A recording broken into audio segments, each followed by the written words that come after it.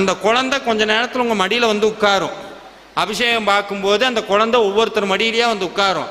அப்பன்னு பார்த்து,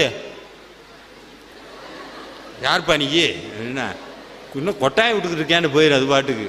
அப்போ என்ன பண்ணணும்? சாமி மனசார குளிக்க வைக்கணும்.